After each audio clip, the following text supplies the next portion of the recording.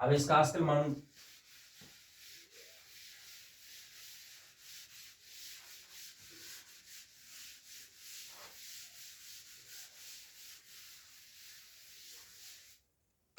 आप देखिए स्केल बनाते पीएच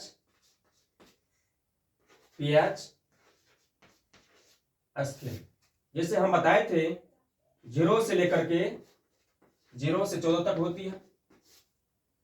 तो 0 1 2 3 4 5 6 7 8 9 10 11 12 13 14 ये स्केल है या एक स्केल है।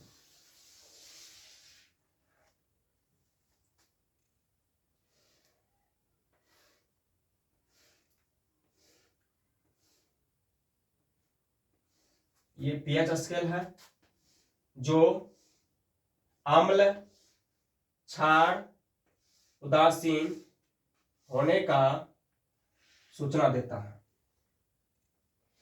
अम्ल क्षार उदासीन होने का ये सूचना देता है। कौन? ये पीएच स्केल। अब देखिए ये जो स्केल होता है ये जो है ये उदासीन है। ये क्या है? उदासीन है। ये उदासीन है और यहां से लेकर के यहां तक ये अम्ल है। ये अम्ल है और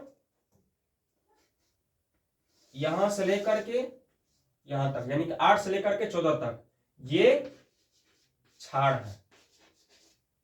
ये क्षार है। आप देखिए 0 से लेकर के 3 तक 0 से लेकर के 3 तक परवल अम्ल है। परवल अम्ल है और 4 से लेकर के 6 तक ये दुर्बल अम्ल है। दुर्बल अम्ल है। और यहां से देखिए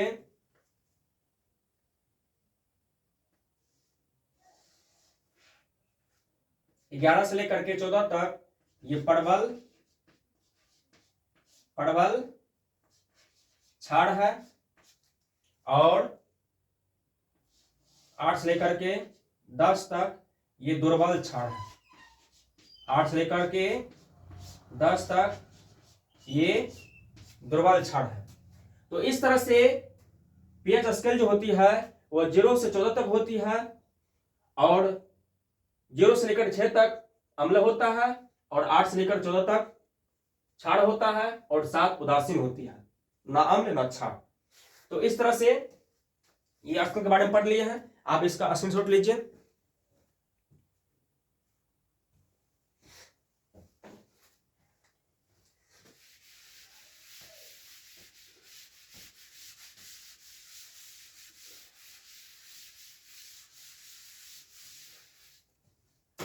आप पढ़ेंगे अम्ल और क्षार में अंतर।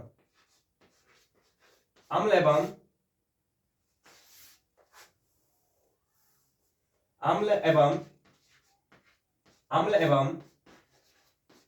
क्षारक में अंतर। अम्ल एवं क्षारक में अंतर पढ़ते हैं। तो ये अम्ल है, ये क्षारक है। दोनों में अंतर पढ़ेंगे आज।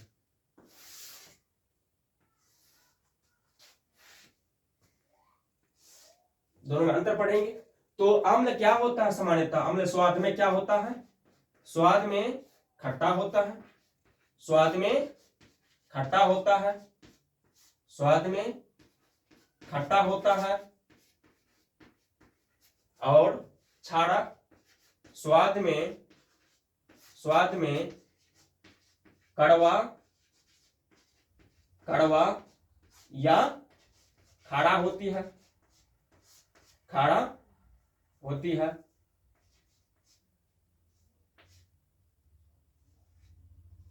खाड़ा होती है।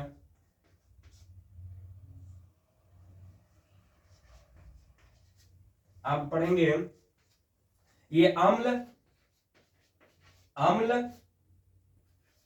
लाल लिटमस,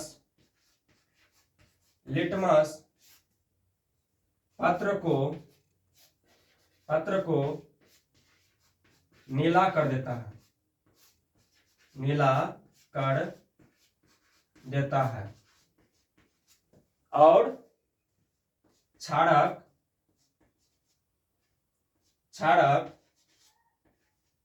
क्षारक नीले लिटमस, नीले लिटमस पत्र को लाल कर देता है, लाल कर देता है। यही अंतर है। अब ये अम्ल जो है, अम्ल methyl, methyl orange, methyl orange को, अम्ल मेथिल ऑरेंज को लाल कर देता है, जबकि क्षारक मेथिल ऑरेंज को, क्षारक मेथिल ऑरेंज को, मेथिल ऑरेंज को, अम्ल मेथिल ऑरेंज को लाल कर देता है और क्षारक मेथिल ऑरेंज को पीला कर देता है, मेथिल ऑरेंज को पीला कर देता है। और अम्ल जो है, अम्ल, अम्ल क्षारक को उदासीन कर देता है। ये सबसे महत्वपूर्ण गुण है, सबसे महत्वपूर्ण गुण यही है। अम्ल क्षारक को, क्षारक को, क्षारक को उदासीन करता है, उदासीन, उदासीन कर देता है।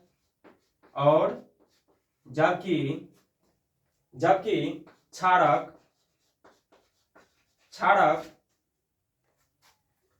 क्षारक अम्ल को, अम्ल को उदासीन, उदासीन कर देता है, उदासीन कर देता है। यही गुण है। अम्ल क्षारक को उदासीन कर देता है और क्षारक अम्ल को उदासीन कर देता है। और इसका पीएच मान, पीएच मान, पीएच मान 0 से, पीएच मान 7 से कम होती है, पीएच मान 7 से, 7 से कम होती है, 7 से कम होती है। जबकि, जबकि इसका पीएच मान, इसका पीएच मान 7 से अधिक होता है, 7 से अधिक होता है। यही है अंतर, यही है अंतर।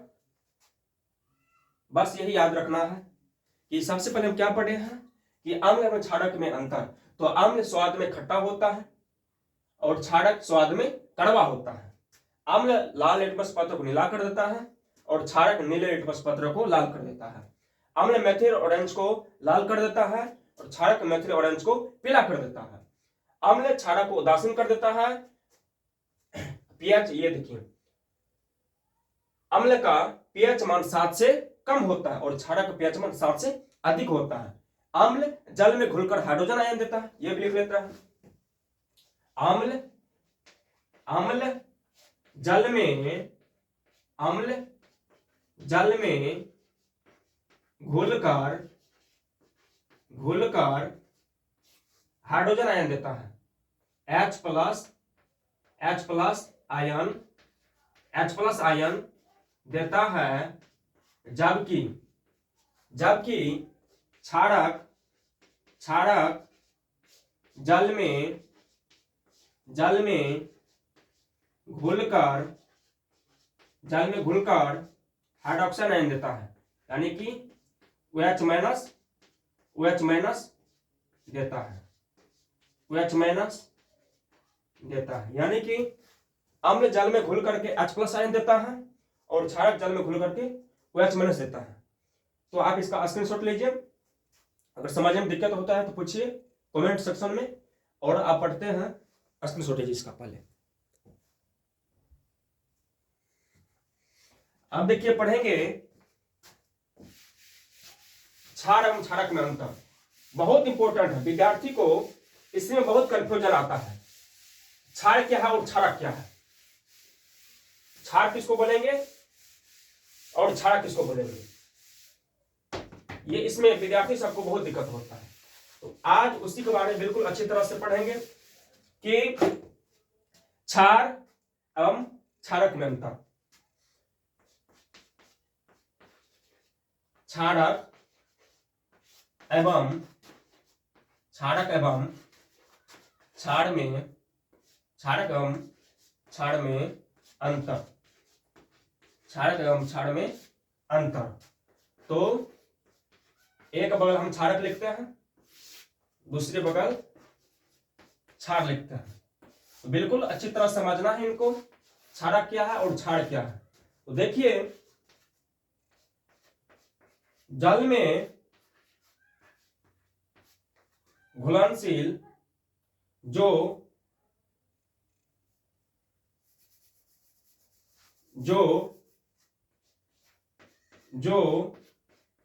जल में नहीं घुलता है, जो जल में नहीं घुलता है, जो जल में नहीं घुलता है वह क्षारक है, जो जल में नहीं घुलता है वह क्षारक है।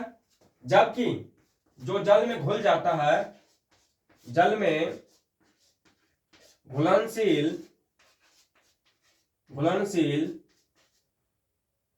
जल में घुलनशील क्षारक क्षार है, जल में घुलनशील क्षारक क्षार है, जल में घुलनशील क्षारक क्षार है।